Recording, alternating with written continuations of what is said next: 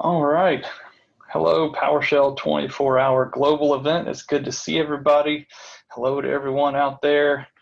I wish we could have been together in person out in Redmond or Bellevue at the PowerShell Summit or in Nashville this year, or even in Europe or Asia. But I'm glad that we could be together this way, and it's good to see everyone again. So today we're going to talk about It's My PowerShell, and I need it now. Don't shut out the shell. You may have seen the internet memes that came from that old cable TV commercial of people hanging out the window. It's my money and I need it now, right? Well, this is our shell. This is our shell and we want it. We don't want it to be shut down. And you have probably, if you've worked with PowerShell very long, you've probably had conversations in the enterprise where somebody goes to a security conference and they come back and say, hey, we got to shut this down because it's a bad deal. But really what they don't understand when they're saying that is, hey, if I'm going to shut down PowerShell, that means I'm telling the bad actors in my environment to go use something else that I can't track. So today we want to show you why PowerShell is the most secure shell in the world and why you should leave it enabled and how you can turn on the audit trail for PowerShell. And my name is Ashley McGlone, used to work for Microsoft. Now I'm at a company called Tanium, doing enterprise and operations security at scale with Tanium. So let's dive right in here. We'll jump on in. So how we got here, we'll talk about Windows PowerShell policies versus PowerShell Core policies on macOS, Linux, and Windows. So we want this to be relevant to our new PowerShell 7X world. So we'll talk about PowerShell policies in both places and leave you with some free resources to take away here. So first though, I want to talk about how did we get here with PowerShell security and go over kind of a brief timeline of what transpired. So 2003, Jeffrey Snover announced the Monad project at the Professional Developers Conference. 2006, we released PowerShell 1. 2008 was the first security blog post for PowerShell. And the point was that execution policy is not a security feature, right? Because it's easily bypassed. So it's there for other reasons. So that's not a security feature. 2013, another blog post from the PowerShell team, PowerShell security best practices. All right, and then this famous landmark post by Lee Holmes in 2015 when Windows 10 dropped Server 2016. They shipped with PowerShell 5 out of the box and this full-featured logging that was fantastic. I hope you've already read that blog post and the white paper that came with it from years ago. And this was at the time when Windows 8.1, Server 2012 R2 were still popular, and they even down leveled some of that capability into PowerShell 4. I would recommend, though, that you obviously be on the latest version of PowerShell. So then later that same year at PowerShell Empire and B-Sides Las Vegas, for those of you who aren't aware, B-Sides is a popular security conference around the globe, actually. And this framework called PowerShell Empire was launched there, which is basically a plug-and-play framework to make PowerShell malware quick and easy for anybody, including the white hats and the black hats. You know, the good guys, the bad guys here trying to use PowerShell in different ways and automating it with all the automation features that we love for malicious purposes. So that's a big deal that really changed the world.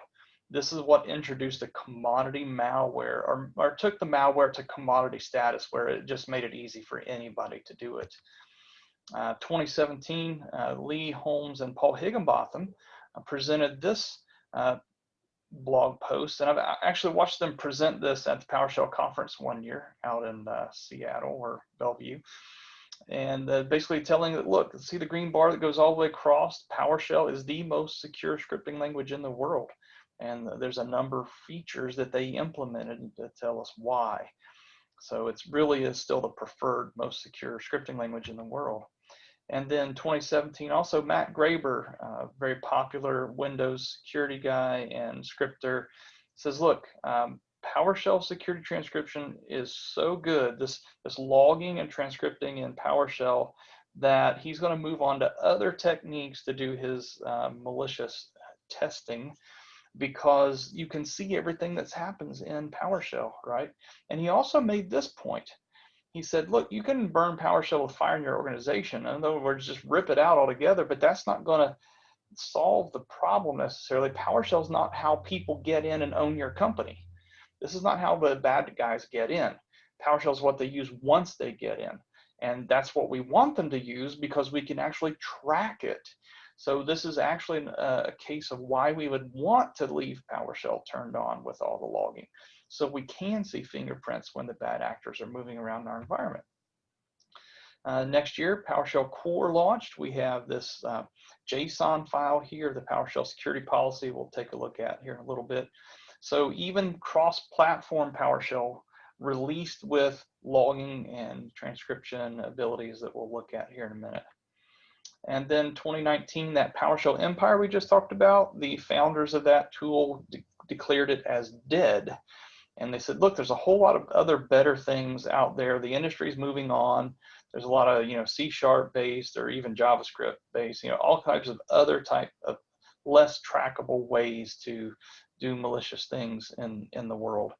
And so a lot of people moved on. However, once something's on the internet, it's there forever. So PowerShell Empire is still alive and well today. People have cloned the repo and are maintaining it and keeping it going. But the founders declared it dead at that point, but it is still alive and well. And when you look at this, was a really cute survey here by Naked Security. They said, hey, if you could kill one thing in your environment, which file extension would you kill? PS1, look at that. The people are still struggling to understand how to control PowerShell in their enterprise. And this is old news, what I'm going to show you today. And there's some new things in here, but we've had this capability for 5 years now, and people still don't know about it. That's why I'm kind of on this campaign to make sure people know about how to properly audit PowerShell in your environment and use it securely, so we don't have reactions like this where people want to remove it, because vendors and enterprises are still struggling with it. And if you look at the headlines, just go out to any news source right now, you'll see PowerShell Empire, PowerShell malware. In 2020, this stat came out that PowerShell malware increased by over 600%. That's crazy. Because it's so easy to do, script kiddies are really still using that Empire framework and a number of other toolkits that have been out there, public open source, for quite a while.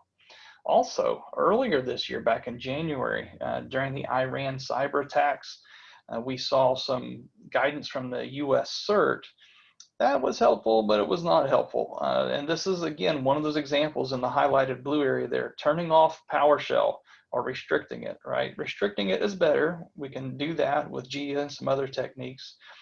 But then they did have some really good mitigation and detection techniques that they advised there. And you can see Lee, obviously, quick to reply that, hey, look, turning off PowerShell is hard to take seriously. It's really not actionable advice. And so he points to one of his own blog posts about using PowerShell as a honeypot. And it's a fantastic honeypot to track what the bad folks are doing in your environment. So that's why I want to advocate for leaving PowerShell turned on and then turning up the policies in your environment. Now, also something to understand about how we got here is there's different versions now. Some of you may be new to PowerShell. Those of you who've been around a while probably understand this already, but if you look at the PowerShell command output on the right here, this is from my MacBook. And you can see that the PowerShell version is 7, the edition is Core. So, and there's some is variables down there, is Core, is Linux, is macOS, is Windows. PowerShell's cross-platform now. So we have Windows PowerShell, right? Quote, quote, Windows PowerShell is version 5.1 on Windows is complete, as Microsoft likes to say. That means there's no new development going into that. And now we're putting everything into PowerShell Core. And it's cross-platform, even works on ARM. A few years ago, back in 2018, yeah, I think it was 2018, I did a demo with a Raspberry Pi running PowerShell Core and VS Code. It was crazy. So we've got PowerShell everywhere now. Also want to point out to you the public GitHub for PowerShell, and then also the third Thursday, which happens to be the day of this recording today, the Global PowerShell event, is the PowerShell community call, where you can actually interact with the PowerShell team at Microsoft and give them your feedback, get updates on what's coming next in PowerShell. So check that out. So back to the PowerShell security. So how do we do that? How do we make PowerShell more secure in the enterprise? So what would a security strategy look like? PowerShell Hygiene. Level 1 is to make sure that if you still have Windows 7 2008 R2 in your environment, and we won't even go older than that, but let's say if you got those old versions, make sure you get them updated to PowerShell 5.1. That's for sure. There's a V2 feature you can't disable in those old OSs, but in the newer OSs, you can disable the V2 feature. That's also recommended. What we're going to focus on today is the logging and transcription, because that's a quick and easy, low-hanging fruit, free, easy way to get some really quick value out of PowerShell in your enterprise to prove that it is safe to turn it on and then watch what happens. But then beyond that, you want to enable and secure your PowerShell remoting using GIA. And you can lock down firewall ports for remoting, WinRM, 5985, 5986, lock those down in your local firewalls. And then finally, the most mature level of this is blocking evil code out of the box with Windows Defender Application Control, WDAC, or App Locker, Device Guard, AMC that you get for free with Windows 10. There's lots of ways that you can block malicious PowerShell also. So with all of these techniques available, there's no excuse to turn PowerShell off entirely in your environment. So let's talk about some of the PowerShell auditing capabilities. Now, the most important thing to understand about this is they are not enabled by default. I guess there's one little asterisk there. So script block logging is going to write event 4104 in your event log. And if you do not have that enabled as a policy, there are still a few malicious keywords that it will log if it finds them in your environment. But for the most part, you need to turn this on. Module logging, script block logging, and transcription. So module logging or parameter binding, invocation logging, it goes by different names. This originally debuted back in like PowerShell 3, I believe. But then in PowerShell 4 and 5, it became system-wide, automatic. You can configure it with group policy, so it's really nice now. And that's a different style of logging. It's looking at PowerShell commandlets specifically and all the parameters that bind to them. And it logs that as 4103 or ID 800 in 2 different logs. Script block logging, you'll see whole blocks of script that are recorded as this is what executed on the machine and your output. And then transcription is literally, like we like to say, over-the-shoulder transcription. It basically shows you everything that came in to PowerShell to be processed, the output from it in a text file on the hard drive, system-wide. And then one thing I threw in here is PS readline command history. So PS readline has been around for a long time. If I remember correctly, Jason Shirk wrote that on the PowerShell team originally, but it's gone through a number of life cycles now. So PS readline is basically designed to give you a persistent console command line history, among other things, across PowerShell sessions and reboots and everything else. So I can go back into my blue PowerShell window and hit the up arrow and see commands that I typed yesterday or last week. And that's one of the things we want to look at today. It does a lot more than that, the color coding and a lot of other things to make it a Unix-like experience for Windows users. But we're gonna look at that as well. And then the AMC or the anti-malware scan interface dropped with Windows 10. Clearly, you're not going to have that on Mac and Linux, but here in the world of Windows, we're going to have that out of the box, and it's always watching to make sure that any code that's executed, PowerShell, JavaScript, PVScript, whatever, does not contain anything malicious. And it has its own Defender malware event log as well, where it will log things out that you can pay attention to. And you can see anything prior to Windows 10 or 2016, you're going to need to install the Windows Management Framework to get that capability. And hopefully you don't have those OSs running around anymore. So those are some different types of capabilities for logging on the PowerShell environment, whether it's Windows or cross-platform for that matter. So then you've got event logs and files. Where do I go find these things? So there's a module logging, goes to 2 places now. It goes to the Windows PowerShell log, which is in the root of your event log list. And then you've got Windows PowerShell operational, where you drill down through those other logs. But notice also in here PowerShell Core. If you're running PowerShell Core, there is a new event log that does not have Windows in the name because it's not Windows. It's Microsoft PowerShell Core now. So there are 2 logs once you get to Windows PowerShell and PowerShell Core. And so we'll see module logging, script block logging there, 4103 through 4106, those events. The AMP-C you'll see in the Defender operational log, 1116, 1117. Then transcription is really wherever you put it. By default, it's going to go into the My Documents path of the user or something like that. But here, we would rather define that in policy in the registry to tell it what directory to go to, and we want to harden that directory. We'll talk about that in a minute as well. So PS readline command history. This is the path under the user's app data path, and you can view that text file, and we'll show you how to do that here in just a second. So those are places you would look for some of these fingerprints. So talking about policies then, you'll notice these arrows. So over here in group policy, I'm down under the Windows template area. We've got Windows PowerShell, turn on, transcription, module logging, script block logging, and group policy. That goes then into the Windows registry for Microsoft policies, Microsoft Windows PowerShell, transcription, module logging, script block logging. So the effect here is that you can set these policies on any machine in the environment just by plugging in those registry keys. And we all know how to write registry keys a million different ways. So it's very easy to set these policies in your environment.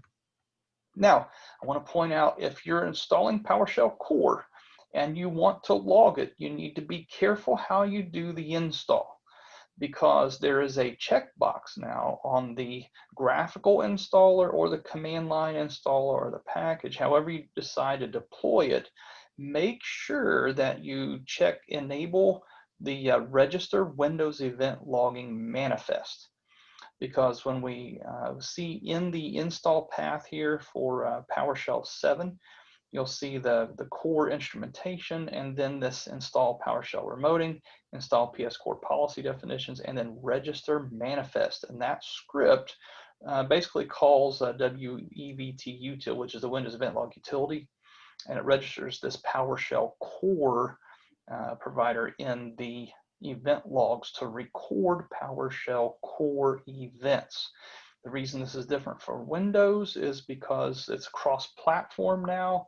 It's not just default out of the box, and the core of the product of PowerShell Core is kind of the same across. So this is unique to the Microsoft Windows experience, and you'll see there's also a MSI switch. You want to make sure that you specify if you do it that way.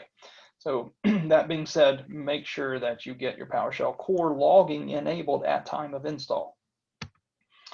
Then if we look at the policies on PowerShell Core, you'll see in the install directory for PowerShell here, we have the actual PowerShell policy ADMX file that we can use in group policy over here in our policy editor. And notice it's not under Windows, it's under administrative templates, PowerShell Core. And in the registry, it's under policies, Microsoft PowerShell Core. There's no Windows in the path there because it's no longer a Windows component necessarily. And I know that's caused some of you some heartburn that it doesn't ship out of the box and there's no update path directly to it. So I know that's caused some heartburn in the enterprise, but just be aware that PowerShell Core is in a different spot than your traditional Windows policies for PowerShell. And then you can do it at the command line if you're on Windows, Mac, or Linux. And it's, again, Windows, Mac, or Linux, you've got a JSON file. Probably on Windows, you're going to prefer group policy to do that, or the registry keys, but you can do it with a JSON file as well. In the install path, you got PowerShell.config.json. Here's output from a Windows machine and from my Mac. And you can see where those JSON files are on the install. I tweeted this screenshot back in December of 2019 as I was getting into PowerShell Core and the policies.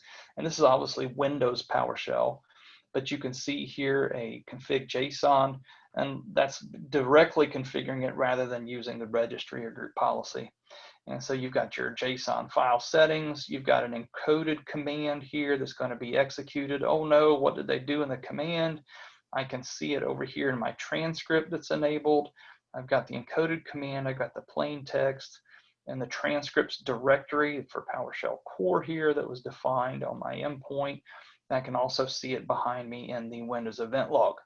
So that's one screenshot to kind of tie it all together. Now, pro tip, when you're configuring PowerShell policies to track the bad guys, it's only going to be effective in a new session. And this still gets me. I teach this stuff and it still gets me from time to time. I have to remember, okay, I just changed the policy. I have to close the blue PowerShell console, open a new one, then I'll have a fresh copy of the PowerShell policy. So just remember that if you're making policies changes and you're not seeing it happen in the shell, you got to close the shell and reopen it. See that? So it's demo time. So let's go over here and take a look then. I've got a Windows 10 machine with a number of windows open that we're going to run through. And so first off, we've kind of looked at some of this already in the slides, but you can see here I've got policies for Microsoft PowerShell Core transcription right here. Notice this use Windows PowerShell policy setting. You can actually tell PowerShell Core to use the Windows policy setting, and you don't have to worry about configuring everything exactly the same. You just basically tell PowerShell Core to reflect the same settings. And again, in the registry down here, we'll see under Windows PowerShell the same policy settings in the registry stored there. So they're in effect on this machine here from the registry.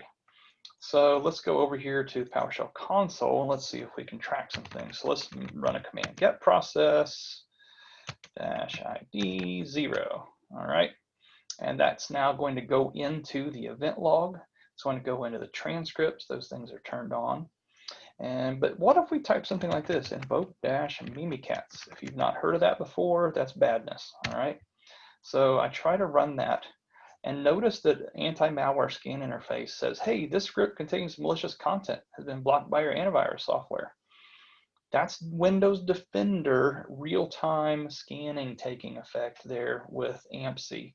Now, if you type invoke mimikatz, and I've done this with customers before, you type invoke mimikatz and you don't get this message, that means that your AV product or your IT shop has disabled Windows Defender in favor of another antivirus solution. If you've done that, many antivirus solutions will still hook into AMPC. You need to make sure that you're running an AV solution that does hook into AMPC to get these same alerts. That's really important. The other thing I want to show you here is get-module. And let's see, dash, I don't want to list that. I just want to get module. There we go. So you'll notice the PS readline module is, so this is by default in Windows 10 PowerShell 5. So now I can do this, get PS readline option. And there's a list of options here. And what I want you to see is history save path. So this is where your user profile stores the output of console history. And because this is a property in PowerShell, I can do this. I can say get that and then do the history save path. All right, there's the path, and then I can just in front of that type get content, right? So now I can get content, and here's a history of all the commands that I've ever typed in my PowerShell console. There's the invoke mimikatz, there's the get process ID 0 we just typed. Now the only downside to this is that there's no timestamping. The only timestamp is the timestamp on the file itself. So that may not help you as forensically, but this will tell you forensically if somebody interactively typed a command. Now, it's very easy to just say remove -module PS readline. You can bypass this very easily, but it's one place to look for fingerprints that you get out of the box for free. For a way to see if something malicious is going on interactively. So let's go over here and grab the good old legendary encoded command. Choice of hackers everywhere. So we have this encoded command, pew pew pew, PowerShell pwned. oh no, I can't read that. What did it do? Well, this is base 64, and you can put it in any, you can use PowerShell and .NET functions to decode that to see what it really says behind the scenes. You could also use a number of website tools. But notice this same encoded command also works in PWSH for PowerShell Core. And run the exact same encoded command in PowerShell Core. Now, what's good for us, we have logging and transcription turned on. So let's go notice here's the PowerShell Core transcript for today. And I go in here and I look and I open up the transcript. And I can see here's the date timestamp, here's the username of who ran the command, here's the host application, which was PWSH-DLL and the encoded command, and the process ID. That's gold for forensics right there, so you can track it against other processes and child processes and see what happened, right? All kinds of other good stuff, the addition.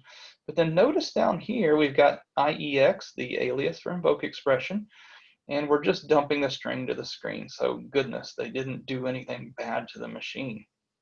But I can tell you that this was further obfuscated in the original source code, and what we are seeing is some deobfuscated plain text PowerShell that was executed behind the scenes, and that's with PowerShell Core. We can do the same thing up here for Windows PowerShell, and notice the difference here is that addition says desktop.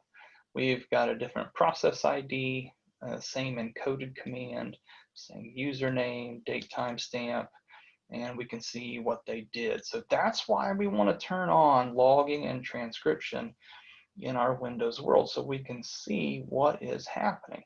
Now behind the scenes, this is also going into the Windows event log. So here is the Microsoft Windows PowerShell operational log over here. And we look through these events, 4104, 4103, there it is, pew, pew, pew, PowerShell pwned. That's the module logging. And then we can go down here to 4104 script block logging. There it is again, all right? So we can see that recorded in the Windows event log, and we scroll down here because this is not a Windows product anymore. Remember, we've got PowerShell Core out here with operational, and looky there, they chose to use the exact same event log ID numbers. Isn't that handy? So I just arrow down through these events and find the command history, and there we see pew pew pew PowerShell pwned 4103. I look through my 4104, there it is. So you can see in the event log the actual code that executed. So that's huge. And now you've got a way to track that. But what about cross-platform? I've got an SSH session open to a CentOS box here. And I'm going to do PWSH, PowerShell Core is installed. Granted, it's not the very latest version. I'm getting the update message there. But here I am inside of PowerShell Core, and if I type PS version table, you can see I'm running 702 on Linux, and it's Core, all right? And then we've got the $PS home variable, which tells me where PowerShell is installed, and I'm going to change into that directory. So here I am under opt Microsoft PowerShell 7. Why would I want to see what's in this directory? Well, I like to just have fun and type the command dir on Linux. That's just hilarious, I think. So I'm doing a directory command on Linux instead of ls. And here's a Windows style directory listing on Linux. It's very easy to read. And here I can see there's my PowerShell config.json, right? Now, if you're Linux and you want to type ls, you can do that too. Start JSON, there it is. All right. So now what we're going to do is we're going to cat that out. What's in that PowerShell.config.json file? And what you'll see here are there's the execution policy, there's script block logging, module logging. These are going to come out in syslog. And then transcription policy enabled down here is going to be in our desired output directory. I put it in bar temp because that's a fantastic place to put things like that. So let's go take a look at these fingerprints. But let's do what we did on the other side, get process -id 1. So you can see we can run PowerShell commands on Linux or Mac. It's super handy. All right. So I'm going to exit out of there. There we go. Now, watch this. I am going to run, you ready for this, on a non-Windows machine, I'm going to run the exact same encoded command over here. All right, press enter, and pew pew pew PowerShell pwned. So there we go. We have the same ability to run encoded commands on non-Windows machines just like we do Windows. So the problem then is I've got my policy turned on. I want to go find that. Where did it go? All right, well, there's a couple ways we can look at that. Number one, see this path var temp transcripts? Let's go take a look at our transcripts. Now, before I do that, I'm going to exit PowerShell, and I'll tell you why I do that. What would happen if you viewed a log file in a PowerShell session? It's reading another log file from another PowerShell session and writing it back into the current PowerShell session log. That gets into this really bad inception of looped logs, which is nasty when you're trying to do a clean forensic investigation. So I'm going to do this outside of PowerShell. And I'm going to change into that directory. Let's see. Oh, really? No such directory. That's interesting. Oh, that's because I exited my SSH session. Whoops. Let's get back over there. One too many exits. There we go. So let's go. Whoops. Look at that. We'll get back here. It's a demo, right? Something's got to go a little sideways. All right, now we're in the transcripts directory. And if I look, there's one with today's date. Go into that directory, dir just for fun. There it is. We've got some transcripts. LSLL. Let's see which one is the most recent. So I want to cat out the PowerShell transcript with the most recent timestamps. I want to try this one. Let's see what we got in there. There we go. And here it is. Look, here's that same transcript that we saw on the Windows side, now in cross-platform. We got the machine name, we've got the username, we've got the process ID. Here's the PWSH encoded command. We see the date timestamp when the command run, invoke expression, all that cross-platform here in the transcripts. Yes, indeed, there it is. Pretty cool stuff. That's snazzy. Now, next what we want to do then is take a look at the module logging and script block logging. It goes to somewhere different, and for those of you who are used to a Windows world, this is called, it's effectively like Event Viewer on a non-Windows machine called syslog, and it's in a file called messages under var log. And I have to do a sudo to touch that file, and I'm going to do grep, which is like select string in PowerShell, looking for the word PowerShell in the messages file, which is the log file here. Put in my password for the privilege escalation, and now you will see over here creating script block. There it is, pew pew pew PowerShell pwned. And notice we've got script block logging is one method. And then if we look again, we've got pipeline details or invocation, command invocation logging.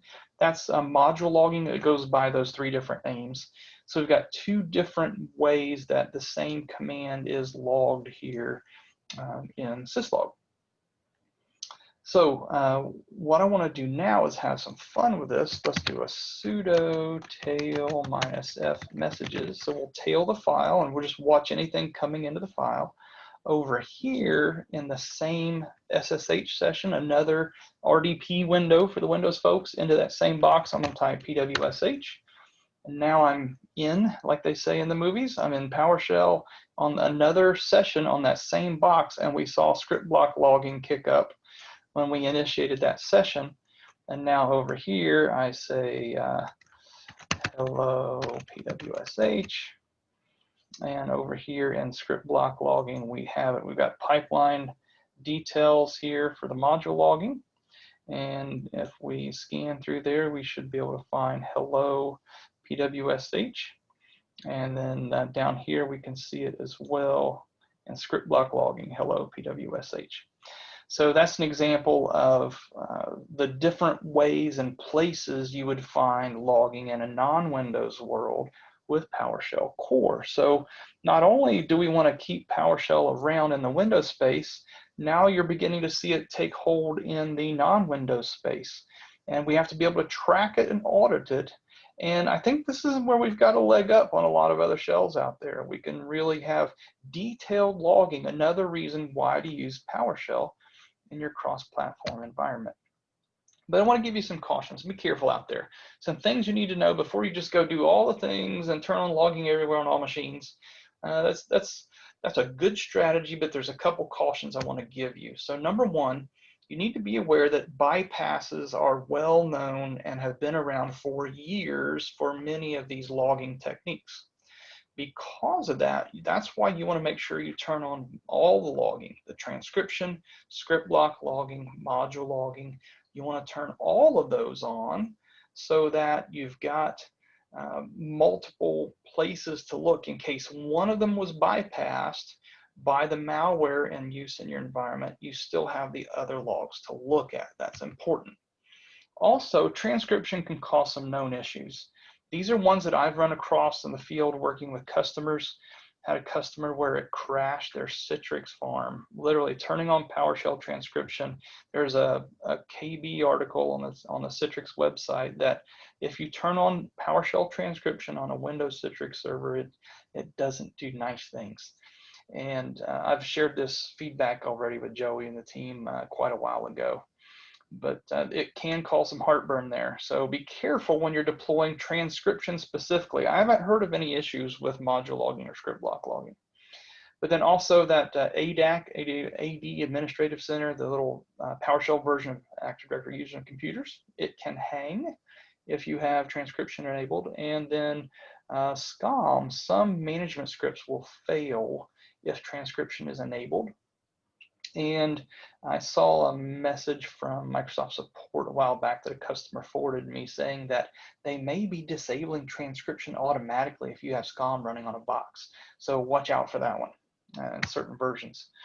Also, the VS Code PowerShell plugin may have some log spam. I think they've already fixed this now. I know I talked to Jim Truer about this a couple PowerShell summits ago.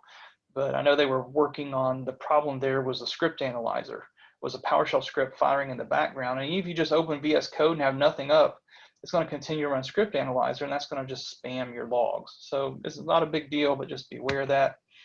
Also, I found this out while labbing it. If I hardened the PowerShell 4 transcription, again, you should be running PowerShell 5X or Core, but if you harden the transcripts on PowerShell 4, it can cause PowerShell just not to even launch.